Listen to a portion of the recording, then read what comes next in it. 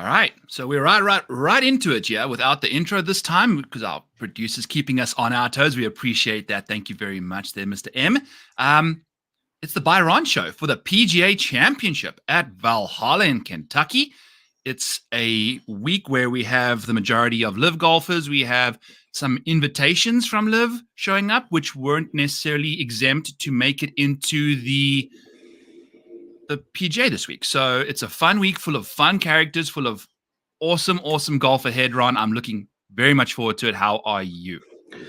I'm very excited for this week. There's so many storylines, from Scheffler to Rory to Brooks. And then you have all the course fit narratives, bombers on a massively long course. That's, very soft from all the rain they're getting.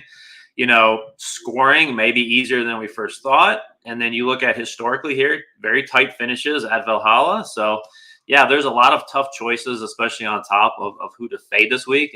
Even tougher for me than usual. And, I know when you look at ownership, it's kind of really spread out. And we had a number of players who struggled last week at the Wells Fargo who I think are going to give us some leverage opportunities this week. So very excited to jump in here. I'm curious to see what some of your takes are, Ron. We've got some underdogs in the field, and I believe we've got some underdogs to share with you guys at BetSpurt. So hit us with that, Ron.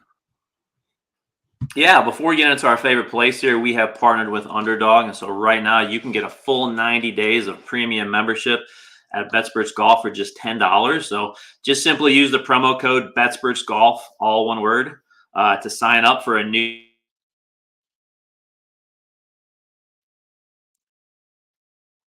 all the premium written content, members only Discord, and all of our betting DFS tools. So yeah, don't miss out. This is a limited time offer through our partner here at Underdog. And so yeah, new users can also get up to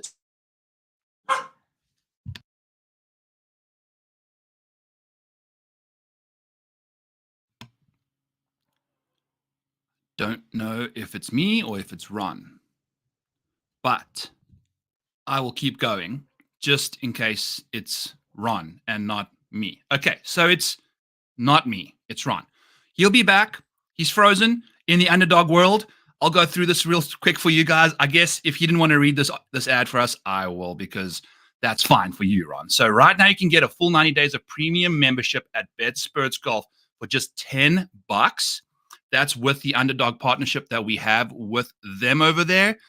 Please use the promo code BetSpurtsGolf to sign up for a new Underdog Fantasy account and deposit $10 or more.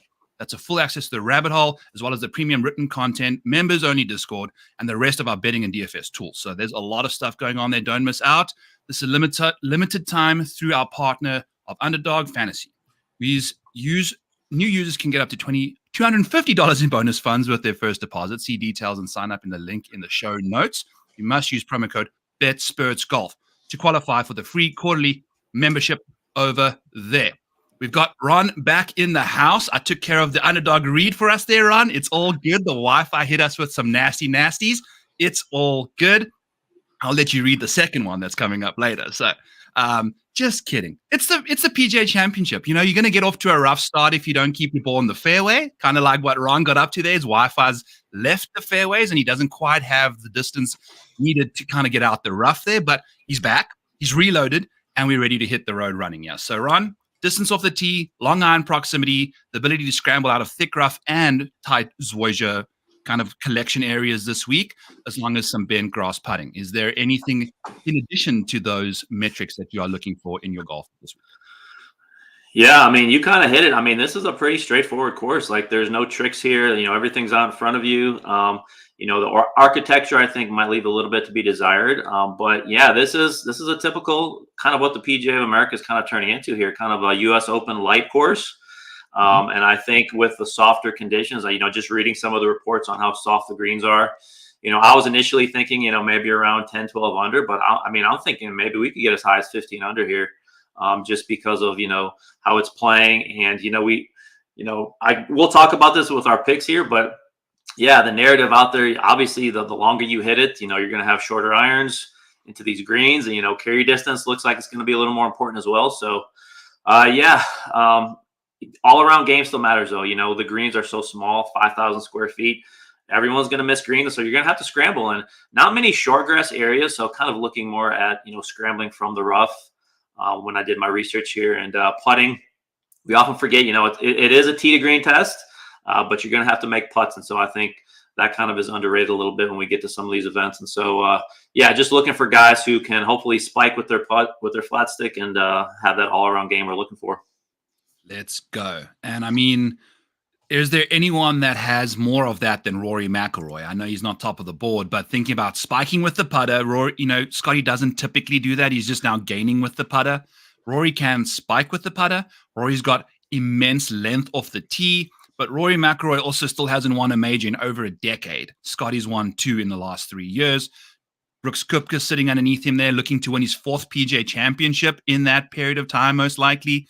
And then we've got Colin Morikawa, Ludwig Oberg, Patrick Cantlay kind of wrapping out the bottom there. And I think, Ron, the fact that I completely just skipped over John Rahn's name out of all of those guys is just going to show that he's going to be one of the pivots that I'll be going to this week. I'll lead off with the 10s here because I'm playing Brooks, I'm playing Rahm, I'm playing Colin, and I'm playing them 3 strictly. I'm playing single entries, 3 entry maxes. Again, trying to get away from the Scotty crowd, away from the Rory crowds with that expensive price tags that can bring in the multitude of 5K options at the bottom. I'm sticking with the crowds that have like 3,000 people in the contest, where I can really just focus on Brooks being a really great value at $2,400 cheaper than Scotty, who I think will be winning this tournament. So I'm going all in on Brooks. He's locked in pretty much every single one of my lineups. If I don't, I'll have John Rahm in that lineup in his spot, along with, the rest of the guys I'll have there on out. So I'm curious to what you're doing with this 10K range, Ron. Yeah, there's some tough choices up here. Like, I fully agree with you on Brooks. I'll start with him. Look, there aren't many certainties in golf or in DFS, obviously, but you get Brooks to a PGA, US Open type setup, and magic happens. And when you combine the course history from those 2 events, the 2 most similar majors, he ranks far and away as the best player in this field, going back to even 2017. He's averaging a staggering 2.87 strokes per round in those events. And you have Scotty as second best at 2.55. And so, he's won 3 PGAs in his last 6 starts. He was runner-up in 21. We all seen what happens when he kind of ramps up the week before, or not strictly the week before, but he won in Singapore. So, he's talked about the motivation and the embarrassment he feels from how he performed at the Masters. And so you just throw all those things together, and, he's a guy who I will be heavily overweight on. And then, Rory's a guy. And let's start with Scheffler here, because going on what you said, I just think you're looking for anything you can find to fade the guy, and it's really hard. But you talk about the life change narrative. You talked about he probably hasn't practiced much, Steven, in the last 3 weeks. And then you throw in that 13.2 price tag. And I just think Rory, I agree with you. It's really hard to go with him with his difficulty in majors. But look, Valhalla is a course where you don't need much strategy. It's just, and those are the courses he struggled with, where he has to make decisions. And this is a course where he can just get on the tee box. He can pound driver. We saw what he did at Quail Hollow. I mean, he's just carrying bunkers that nobody else can even come close to. And so his ability to outdrive everyone and put himself in position. And, when you talk about long irons, you talk about his improved putting ability. And, he's a guy who is just kind of all lining up for it. And I know we've said this before occasionally, where it looks like this is a great fit for him. But, I just think this is a week where I'm jumping on him and Brooks, and it's going to be those 2 here up top for me. My 2 big fades, I'll probably sprinkle in some John Rahm, because I agree with you. I think there are some leverage opportunities. I think his ownership is coming in way lower than it should be. I think he's motivated as well, just with the whole live PGA thing. We heard him yesterday. He kind of pretending he's still on the PGA Tour, and he wants to be, and I think he's kind of missing it. I think he's still on the PGA Tour. I mean, it's a thing where I think he's going to try to come out, and well, obviously he always does this, but guys who play with the chip on their shoulder, I think are plays that I want to be a part of. And so, I've got a complete fade on Aberg. As much as I love his game, the whole knee stuff, and his lack of experience in majors, even though he just finished runner up at the Masters, but that's a tough fade, man. It is. So Patrick Cantlay is an easier fade for me. I just don't like where his game's at. There's no way he should be priced at 10K. But yeah, I'm rolling with Rory and Brooks up top here, and I'll probably sprinkle in a little bit of Xander and John Rahm. Yeah, definitely agree with you there, Ron. And I think I just noticed now the fun thing about these sets of ranges that we have is you can pivot off of a guy to almost his like 1B alternative for $2,400 cheaper. You can go from Scotty to Brooks, who in my opinion are basically 1A, 1B. And then you can go from, especially in a PGA championship, we're really focusing on the PGA championship this week. Then you can pivot from Rory to Bryson for a $2,400 discount as well. Get the same pretty much exact skill set, along with whatever else you get with Bryson. There's a reason he's $2,400 less than Rory, but he's going to be one of my favorite options in this 9K range because, like you mentioned, Rory can drive drivers over fairway bunkers that one or two other people in this field can do. Bryson is one of those one or two other people. And maybe there's five, but what we're trying to get at you is he's got elite distance. And I think that's going to make a big difference. He gained 7 strokes off the tee at Oak Hill last year. He's been gaining 30 strokes off the tee in his last 6 PGA, last 6 major championships of 22 rounds. So it's a ridiculous clip. It's starting basically with a running start on first base towards second. And at a venue like this, it's something like Brendan Todd is going to be struggling so hard to find success at because of the length of the golf course. So I love him. I do want to mention as well that I did play a lot of Colin Morikawa so far. His ownership's coming in low. He doesn't suit the course that well. But in majors, this guy's finishing inside the top 10 at a 47% clip, man. Like, there's just some things about these major venues that Colin thrives in, Brooks thrives in, and hopefully we can find that love there for him because he's seeing almost similar ownership as Patrick Cantlay, who doesn't nearly have the track record that Colin does.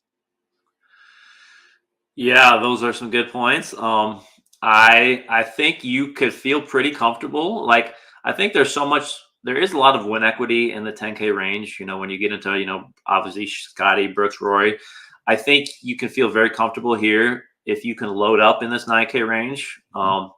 With playing 2, even 3 of these guys. I think a guy like Bryson, who I do love this week at 9.6, is a perfect kind of number 2 guy to go in your lineup. He's got a pair of top 5s, going back to past PGA championships. We saw what he did, at the Masters. Kind of even surprised me. I just wasn't expecting his game to be that sharp.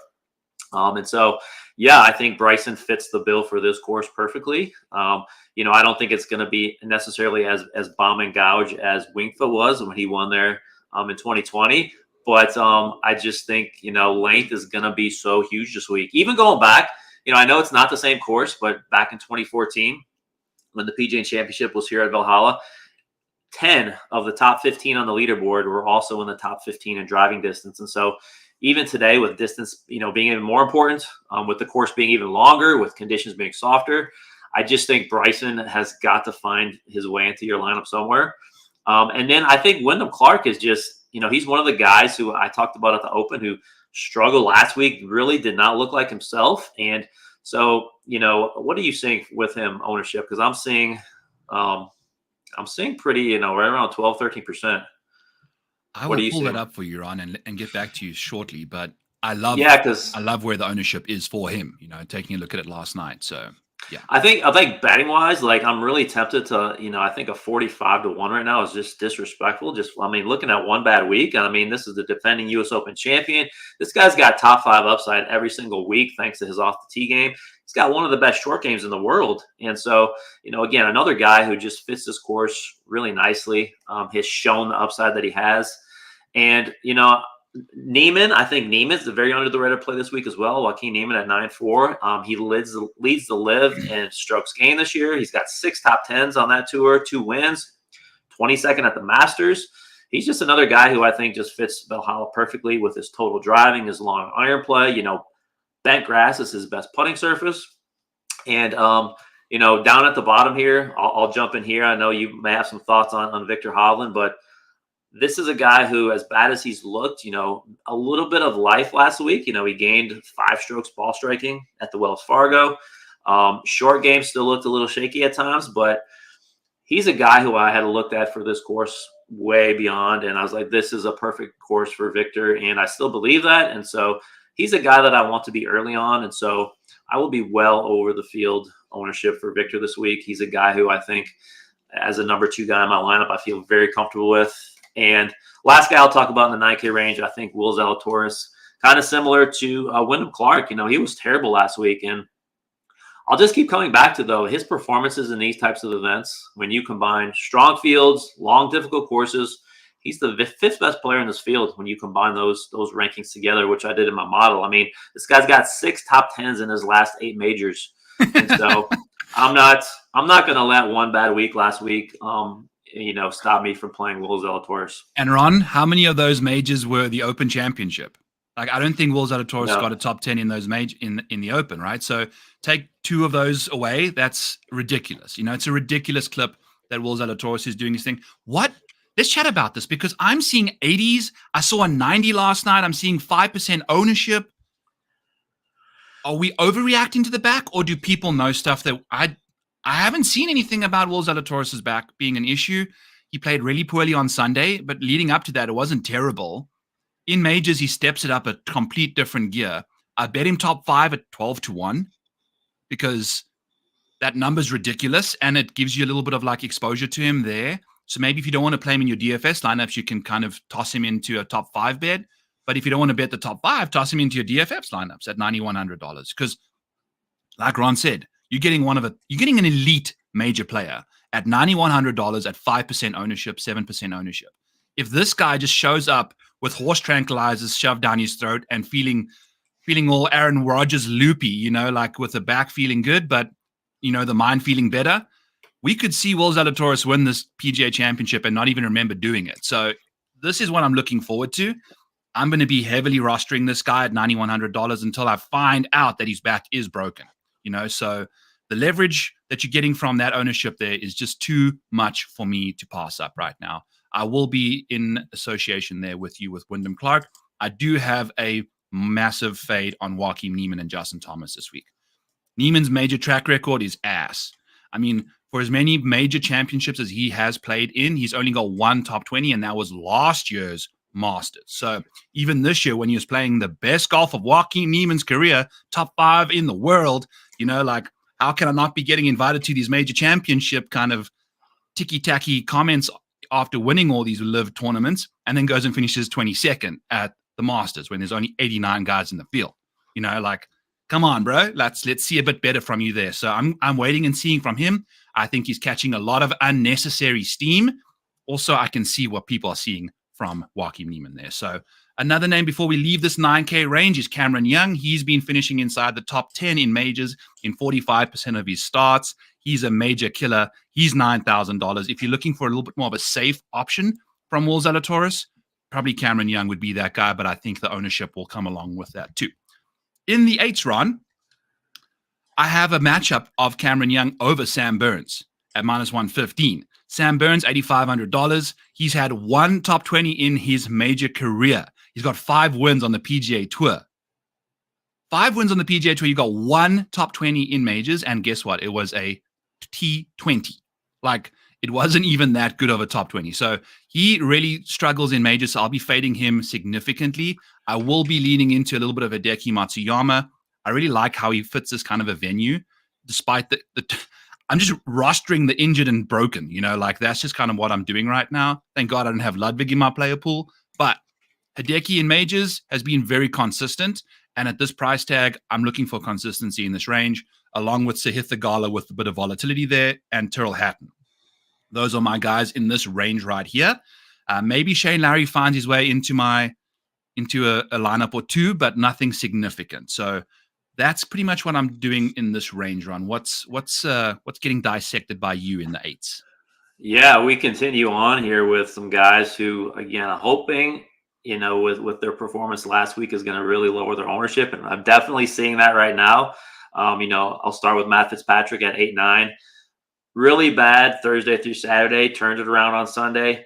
But coming in at 5%, yes, he was bad for 3 rounds last week, but this is a guy who still has 2 top 10s in the last few weeks.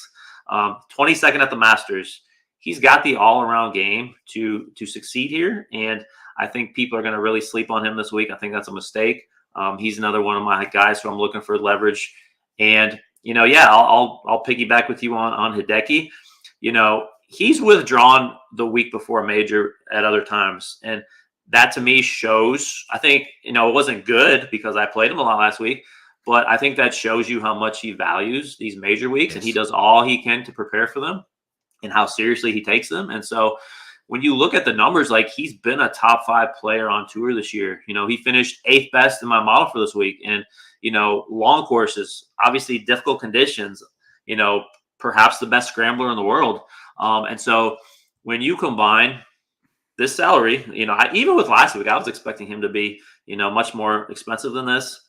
You combine that with the sour taste that his withdrawal kind of left people last week.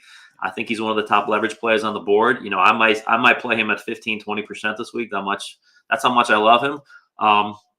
Going down here, I think Shane Lowry is really interesting just because, as frustrated as we all get with his putting, he shows up typically at these big events. And if we can get a spike putting week from him, I think 8.4 is a pretty fair price. And I agree with you on Tyrrell Hatton. Like, he got over his Masters hump, finished 9th. And so to me, looking back at the data, he always shows up on these longer, challenging courses when you have thick rough. Even if you look at his last event in Singapore, he gained 6.8 strokes on approach. And so, when I look at that, I see 2 straight top 15s here in the PGA Championship. I think he is, again, just a great value play at 8.2. And yeah, as far as fades go, when I look at this range, I agree with you on Sam Burns. I think until he gets over that hump for me, even going back up to the 9K range, Max Homa that's a tough one to swallow at 9.7. So I think him and Burns are, even though he did play better in the Masters, Tony Finau, it's so tempting because he typically, when you get him on these long courses, he should fit so well, but there's just something missing with his game right now. And I would love to play him at 8.3, but I just can't right now. So I will say DJ, I think he's really interesting just because of the course, at 8K. And I think he's coming in at, I'm seeing 5% also. So, there's some tough decisions that I still need to make, but, I think if we're playing Bryson and we're playing the distance game, I think DJ, if he can just get his approach game down, and if he can putt just halfway decent, man, that might be a good play right there. Yep, totally agree with that, Ron. The thing with DJ though is that it's Tony Finau-esque stuff. Both of them just can't seem to get the putter figured out in these majors, and it's hurting. It's not like average putting. It's very, very bad putting, that they both are doing in these major championships. So the tee to green game is there. Will the putter change? We don't know. If you're looking for a really cheap cash game guy that just somehow will finish inside the top 40, it's Patrick Reed. The upside isn't going to be there at this venue. But if you're looking for someone to make it through to the cut for you, the likelihood for Patrick Reed to scramble and scrap his way to a cut is there for you in the 8th. So when is the last time he's missed a cut in a major? Like, do you even that? I can pull that up for you right now because I actually have this handy dandy stuff for us. So I'm just looking back. Yeah, he missed it at the 19 PGA, but he has literally made I think 15 straight major cuts in a row, something like that. Yeah. He's a major dude. He does not mess around when it comes to that kind of stuff. And if you take a look at what he's been up to in the PGA Championships, just dating back to 2000 and let's go 19, right? Since his 2 missed cuts in 18 and 19 at the PGA, we've had a 13th, a 17th, a 34th, and an 18th. These are all venues, that don't quite suit Patrick Reed's, skill set, but still just scrapping that top 30 through. That's what he gets up to. He's sneaky that way. So as we kind of find our rhythm going into the 7K range over here, let's take another read from our sponsors for the show, which is Rhythm AI Caddy. So today's show is also brought to you by Rhythm. Unlock the power of precision betting with Rhythm's AI Caddy, your secret weapon for smarter live golf betting. Now offering a 7-day free trial, dive into AI-driven insights for every golfer on every hole. Our AI simulates each performance 1,000 times, ensuring you get the best live opportunities Elevate your betting game and sign up now for your free trial. Bet smarter, not harder with Rhythm AI Caddy. Find your edge by clicking the links in our show notes on YouTube description today. AI Caddy sounds like a fun time for you guys to get involved with there, so go make sure you do that in the show notes. It's there for you to click on. We're in the sevens now, Ron. We've got some names that are really enticing. So I've been rattling off a bunch of my favorites before I really get them to you. So I'm going to hand the baton to you this time around and get your favorite takes first, and then kind of do the cleanup duties in the 7K range. All right, well, let's do the top half of the 7K range first, and then I'll let you take your turn. But yeah, there's some building blocks for me that I'm going to have in my core this week, and I'll start with Ben On. 7-8, I just think another guy who is underpriced. Like, it was Sunday morning of Wells Fargo, and he was still 110 to 1 to win the PGA Championship, and he's down to like 65 right now. It's just hard to ignore what he's been doing lately. You know, he finished third at the Wells Fargo, giving him 4 top fives so far this year, 2 straight. And so, you know, he's always been a great ball striker, but he's found this putting stroke that has just become very consistent, very steady. You know, in fact, he led the field in putting at Quail Hollow. Last 2 majors, 16th at the Masters. He was 23rd at last year's U.S. Open. Again, just another guy who can just smoke it off the tee. Total driver. He has the long iron play. Like, he just literally checks all the boxes for me this week. And right below him, Minwoo Lee, another guy who I know drives us crazy with his approach game. But again, this is a course where I think he's a little better with his longer irons. Elite driver of the ball, plays well above his baseline when you get to these longer, tougher scoring courses. Finished top 20 both in the PGA and the U.S. Open last year. Again, excellent scrambler, streaky putter. He's a guy who you combine him and Ben On. Like, if you just stack them in lineups, you know, you have a lot of room to build. And so I love those 2 plays. And I think Corey Connors, you know, is Corey Connors going to give you a top 10 this week? Probably not. But if you look at top 25, which is kind of what you're asking for from this range, you know, he piles them up. He's got 6 top 25s and 13 starts this year. We all know how good he is on approach. Perhaps one of the best total drivers. Doesn't have the distance, but one of the stats I love to use on the rabbit hole is distance from the edge of the fairway, which kind of measures, you know, when a guy misses a fairway, is he really close off the fairway or is he wild? And Corey Connors is continually one of the best guys at when he misses, it's a small miss. And so, you know, the rough, you looking at some of the pictures, I know you've seen him too. It doesn't look as bad, you know, when you get a few yards off the fairway, but if you're wild, that's when you're getting into the, you know, 4, 5, 6 inch stuff. And so I think just his ability to get to second base off the tee and then get his approach game. And then, you know, we kind of pray for the best when we get onto the greens for him. Yeah. I was looking at his strokes gained in majors for putting and chipping, and it's also, we're just going to have to hope for the best there from Corey. But the rest of the stuff is elite. I mean, it's sensational from Corey Connors. I do agree with you with Minwoo Lee. I bet him top 30. He's done that 6 of his last 9 majors. Minwoo at these golf courses, Ron, the distance he has off the tee really helps him survive his inefficiencies on approach. And then once he gets around the green, we know how good he is in majors. So there's a lot to like from him. Sepp Straka at $7,500 is another name I really want to mention. I've bet this guy to ladder 2010 top 5, you know, just all the way to the top there. This guy's been incredible in his last few majors. We had a 2nd place finish at the Open Championship. 3 of his last 5 majors have been top 20s. He's playing some good golf. And the best part about it is he plays his best golf, of which he's doing right now, on Zoysia fairways and Zoysia grass. So we've seen him contend with Willie Zalatoris at the FedEx St. Jude there at TPC Southwind, right? Or whatever that course is for the playoff event down there in Memphis. That's Zoysia. And surprise, surprise, out of nowhere, Sepp Straka just showing up. So he's been playing really good golf entering the week. I think 4 of his last 5 have been top 20s. And the iron play is amazing. The driver doesn't have the distance, but he's got the accuracy required to kind of keep his ball in the fairway and kind of potentially take advantage of the run these fairways will provide when you do hit them.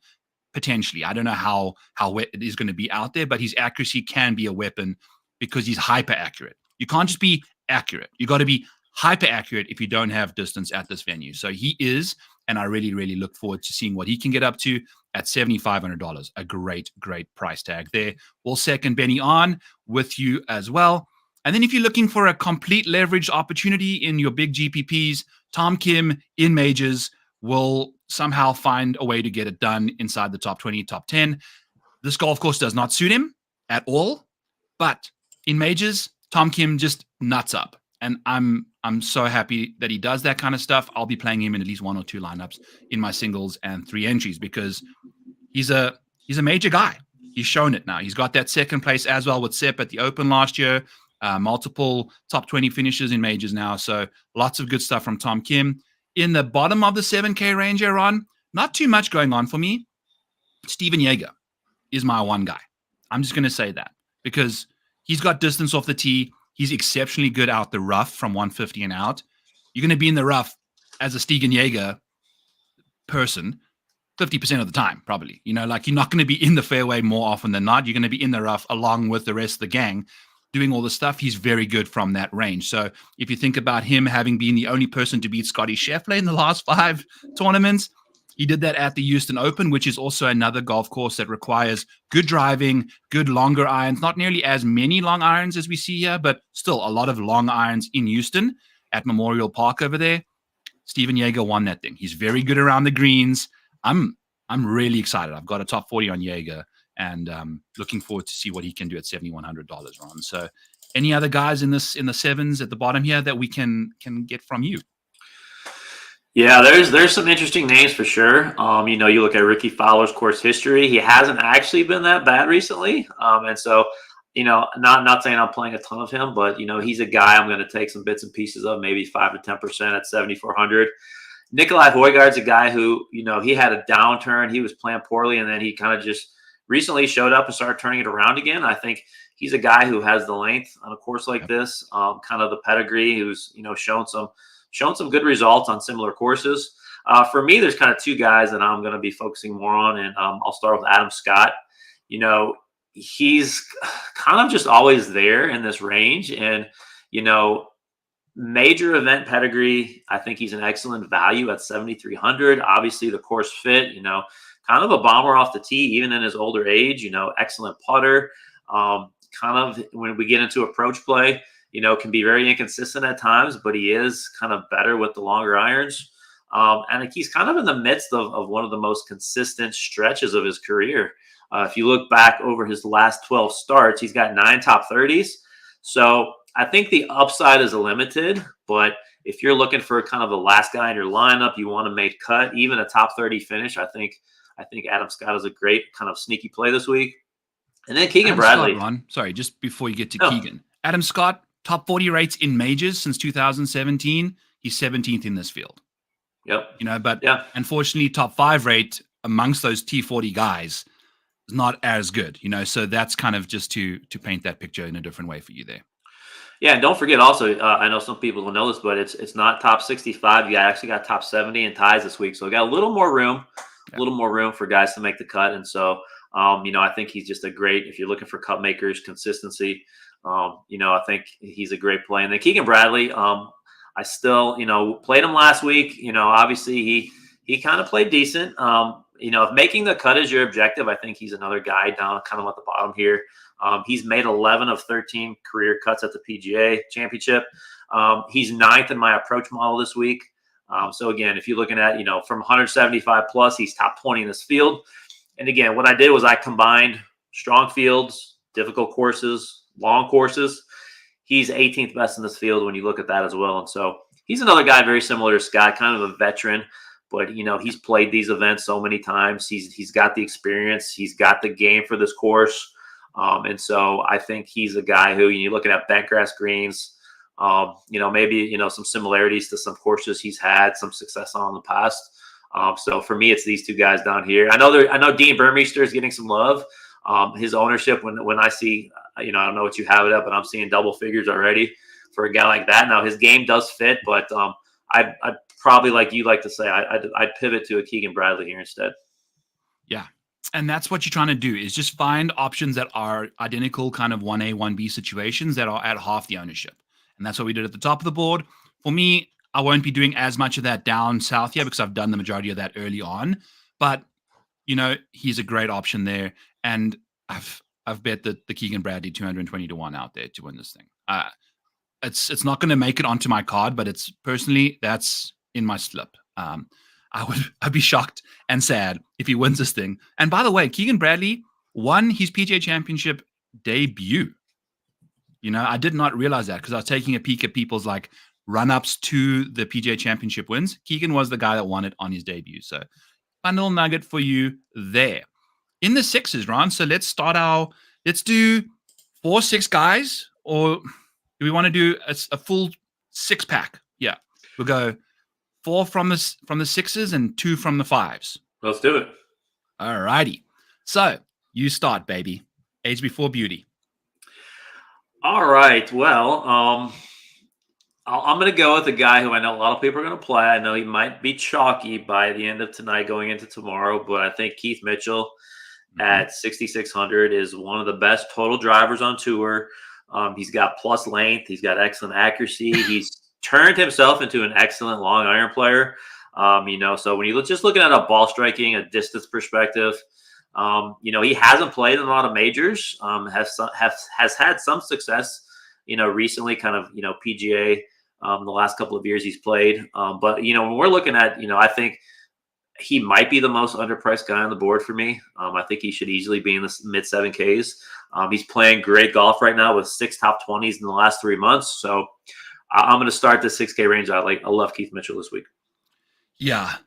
Another situation with Keith is that safety. I mean, if you're taking a look at 2017 stats and on, Keith Mitchell leads US Opens and PGA Championships in strokes gained off the tee by 0.2 strokes over Rory McIlroy. So you're really getting, I mean, if there's anyone that's starting on second base, it's Keith Mitchell. But then once he's hitting his irons, it seems like he's going in he's running back to first, because that's what his game does to him for some reason. But he's better this year. So you may see. Yes. So he hasn't got a top 10. He hasn't got a top 5 in a major yet. Maybe this is the year. Maybe we rack up another nice top 18 or something for Keith Mitchell. We'll have to wait and see with that. All right. So in this range, I'm going to go with one of your guys I know you're a big fan of, Ron. It's Ryan Fox. And what does the Fox say? It says, I hit my golf ball 1,000,000 miles off the tee.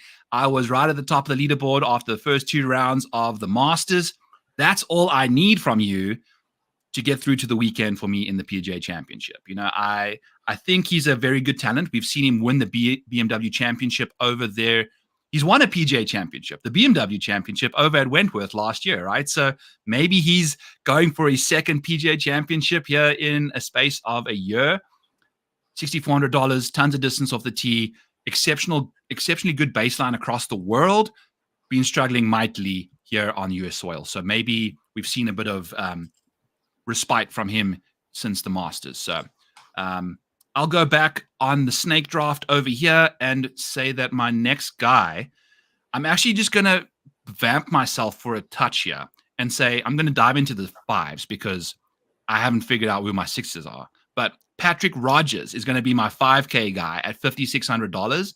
He's finished in his last 4 PGA Championships or US Opens. He's only played in them, not in the Open Championship or the Masters. But in those 2, he's finished 29th, 31st, or 32nd in his last 4. So I bet him top 40. He seems like he's an absolute lock to just finish 32nd or 29th, somewhere in that range going forward this week. So $5,600, tons of distance off the tee, has got a very good track record in these events. Patrick Rodgers, $5,600. Yeah, for me, Kurt Kitayama sitting right there at 6,500. Another guy who's, I think under the radar still. I think when you dig into going back to his tournaments, I mean, these are his last finishes: 34th, 33rd, 35th at the Masters, 36th, 19th at the Players. He missed the Arnold Palmer, which he won the year before.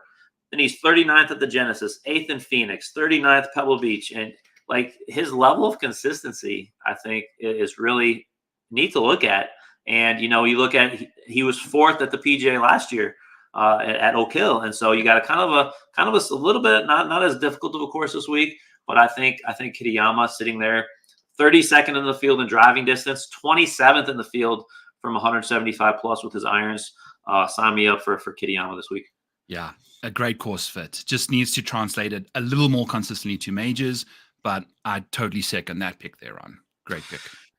And then for my third guy in the 6K, I'm going to go to another guy who might be getting a little too popular for my liking, but a guy who has, I mean, kind of proven himself, even though it doesn't seem like this course would fit his game. But, Denny McCarthy, sitting there at 6'3". Again, we all know how good he is with the short game, probably the best short game player in this entire field. Approach has made improvements, but again, for me, it's almost like an intangible thing with him. Like, he's eighth in bogey avoidance on difficult courses, so he's just not. Even though he may not be the best scorer, like, he's just limiting his mistakes. I built a safety model which looked at all the stats that are like, okay, this is what you need to do to have a foundation to even have a chance to have upside. He's the 16th best player in my safety model. When you look at difficult scoring courses, like, he's 18th best in this field. Strong fields, he's the 30th best player. And so I think this price is another one that's kind of disrespectful to him. And even though he's not a great course fit, I'm probably going to lean on him to maybe, play him about 10, 12% this week. Yeah. Well, just thinking off the top of my head, Brookline, didn't he have his first top 10 at Brookline, which you could basically call the same kind of venue? And then he lost in the playoff to Victor Hovland at Murfield Village, which is another, I've heard a lot of people comping Murfield to this week's venue. So there's two very much good performances there from Denny McCarthy in the last little while. Taylor Moore, $6,200, Ron. Give me him, baby. I mean, this guy in major championships in his 5 starts is finishing inside the top 40% of the time. He's got a top 20 as well. He's got tons of distance off the tee. He's got that ball striking ability to kind of take it over the top here at this kind of golf course with the distance and long iron play. Whatever he gets up to from then on out, who the heck knows? But Taylor Moore is going to be my guy at $6,200. And then I'm going to go with another 5K guy. I'm going to defend my dude just in case you go after him. But Grayson Murray at $5,300 took care of business for me at API when I pivoted off of Minwoo to Grayson. He beat Minwoo on the leaderboard, but Minwoo made a few more birdies. Then Grayson finished 10th at Quail last week. And if you take a look at what Grayson Murray's approach game has been up to the last 4 or 5 starts, we're seeing green bars on every single side of that. And guess what? Grayson Murray, he can nuke it. He's long off the tee and strong out the rough with the irons, and he's a very good scrambler. So $5,300. I'm Ron, 25% of my lineups, I'm going with Grayson Murray. He's a massive value piece for me. I'm hitching a big part of my wagon to him. He's cheap. He can give you so many other good options. And if he can help me break this salary barrier by being $5,300, there's a lot to like about him right now. I love those two plays. I mean, is there anybody more underrated than Taylor Moore? I mean, the guy just keeps popping on leaderboards, and love that play. And then, yeah, I had Grayson Murray eyed a long while back just because for some reason they're just not giving him any respect. Like, and he's playing well. Not only did he play well last week, I mean, he's playing well on longer, tougher courses. And so, man, when you got him in your lineup, you've got tons of room to get creative and kind of play whoever you want to play almost. And so, love that. My last guy in the 6K range, I'm going to go kind of the course recent form darling here, Taylor Pendrith, sitting right there at 6K. I mean, look at his last 3 starts. He goes 11th at Corrales, then he wins the Byron Nelson, then he's 10th again last week. And so, yeah, like, what's even has me more excited to play him is that, when I hear reports that, this course might play easier than expected, I love that for him. He's got the length, he's got the long irons, he loves the bentgrass greens. When the Rocket Mortgage, a couple of years ago, I was there when, he kind of dueled Tony Finau to the end. And, I think his course is his game's going to play really well here, just kind of like a repeat from Wells last week. And so the only question is, can he keep it going, for a 4th event in a row? He hasn't never shown this type of consistency before, but at 6K, the upside, that's too much. I'll take him every day with that price. Yeah, my first guy in the 5Ks, I'll go to Luke List, another guy who I think is just not getting much respect here for what he's done, sitting there at 5'6". We all know Luke List plays his best on longer, more challenging courses. And so, this is a place where he can use his length off the tee. And, again, when we do have these difficult or at least semi-difficult conditions. I think putting contests are not good for Luke List, as we all know. And so these are the types of events where I think he can kind of rise above his weaknesses. And at 5'6", like that's just extreme value for a guy who, has shown that he has the upside to win. Maybe not a major, but just he does have, that winning experience. Genesis Invitational, Torrey Pines. If you think about two kind of courses that kind of, Genesis is rough, not as much as this, but Torrey Pines definitely there. Luke Lewis has won at Torrey, different putting surface, but you can get the gist there at $5,600 in a major. I'm going to go back to the top of the sixes here, Ron. I hate myself and I hate Justin Rose, but he's going to find himself in my lineup. Not playing the greatest golf right now, but 56% of his 25 major starts have been top 40s. So pretty much, been doing that. I played him heavily at LACC last year for the US Open. I think I had him in like 55% of my lineups, and he completely just nuked it on day one. So redemption season for Justin Rose. $6,900. I think playing the way he was last year, he was likely going to be in $7,000 range particularly. So we're getting a bit of a salary decrease here because of his recent form, but in majors, this guy's been sensational. $6,900. We saw him doing it at Oak Hill, right? Missed a million fairways, but he just gets it done. He's scrappy. He's blue collar. He's awesome to watch. So let's see what he can do. And then Harris English. If I told you he's got 29% of his 14 major starts being top 20s, Harris English is going to be in the mix. So US Opens, PGA Championships, give me Harris English. I think he's popped up at Bay Hill. He's popped up at just random spots in random times at really long, hard golf courses. So he's a very affordable $6,500, and he's got some major pedigree to his name. He's got a lot of exciting attributes that we can find him kind of unlocking here at this golf course. So I believe you have one more guy, Ron. My last guy is going to be at 5,500, Jordan Smith, a guy who's more of obviously he's a DP World Tour guy. Yeah, he's made 3 of his last 4 cuts in majors. He was 20th at the US Open last year. So he's a guy who I think he kind of fits the course. He's got some length off the tee, more of an accuracy guy than length, but I still think his total driving, his overall experience, he's a guy who's played in a lot of, world-class events, tough courses. And so Jordan Smith at 5,500 will be my last selection. I love it. Let me find Jordan Smith so I can give us a quick little summary of where we going over here, because Ron has got, for his 6 guys in the south of the $7,000 range, Keith Mitchell, $6,600. Kurt Kitayama, $6,500. Taylor Pendrith, $6,000. I've missed a $6,000 golfer, I'm noticing now. Luke List, $5,600. Jordan Smith, $5,500.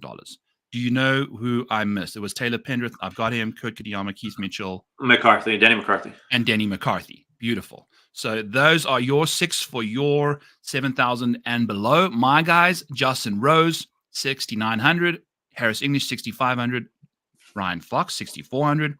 Taylor Moore, Patrick Rogers, and my absolute value play, Grayson Murray. So we'll see what they get up to. I've got them saved here. I've taken a screenshot. I'm going to make sure I send it to Ron so we have these rankings for the next time we go on the show, so we can kind of rub it in each other's faces. But Ron, any other names in the 6s, 7s, 5s that we want to chat about here? I know I want to mention Alejandro Tosti at a golf course like this. If you take a look at the Houston Open, another place that he's played well at before, you require a lot of drivers at that venue.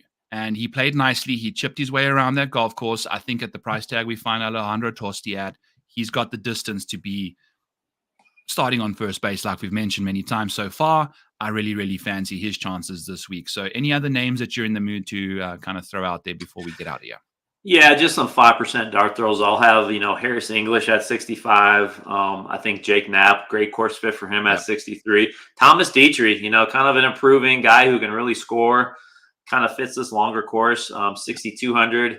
Even a guy like Gary Woodland, as bad as he's been, kind of some of the ball striking numbers on long courses, his past experiences, he's at 6K. Even a guy like Eric Von Royen, who, was so on fire with his irons, he's sitting there at 5,700. So, yeah, there's some guys like that who I'll definitely kind of throw in at 5%. Yeah, Some top of the 5K ranges here as well. Austin Eckroat, Mackenzie Hughes, and Robert McIntyre. You know, those are just some scrappy names that I think guys can just really just get it done somehow. You know, no matter how they get it done, they get it done. So we'll see what they can do. It's a fun little week of the PGA Championship, Ron. I'm so excited for this week's worth of golf. I can't wait to watch. What is your favorite? Do you have like any traditions you do for the PGA Championship, or do you just kind of just hang out and watch it, or do you like to? Is there anything in particular that you do differently for majors? No, I mean, I definitely like to watch every shot. So even if I can't get to everything live, like I'll record everything and then I'll watch it late at night while I'm getting ready for next week. So, yeah, I'm always trying to prepare ahead. So, and I try to see as many shots as possible. So, love all the extra coverage this week. And yeah, you know, we got some weather mixed in, so that's gonna be interesting. But just seeing all the players together is just, you know, it just warms my heart. Yep. I mean, I've got this saved, my wig for the US Open when Cam Smith shows up over there.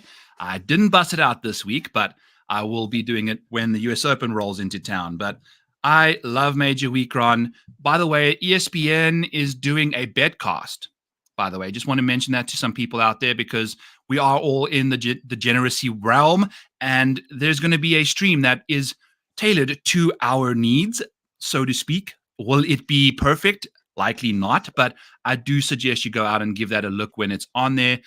Give the feedback, you know, provide the views so that we can see more of this kind of stuff when that's out there. I know it's, you know, not going to be, I'm not changing the world at the end of a show here like that, but for the 5 of you that do want to go do that, please make sure you take care of that. Go check out the rabbit hole at BetSperts Golf. Go check out Rhythm. Check out all the stuff in the bottom underdog in the show notes below. Tons and tons of amazing things over there at BetSperts Golf, Ron. What else are you up to for the rest of the week? Yeah, just DFS article. We'll have ownership out on the site, so check that out. And yeah, looking forward to building some lineups late into the night. Let's go. I can't wait to chat to you and see like what random names have found their way into your lineups when we're like sitting at the midnight owls over here and like grinding out some lineups. So looking forward to it, friends. Thank you so much for tuning in. Hit the like, hit the subscribe on the way out. We really appreciate that. And we'll catch you guys next week for the Charles Schwab Challenge.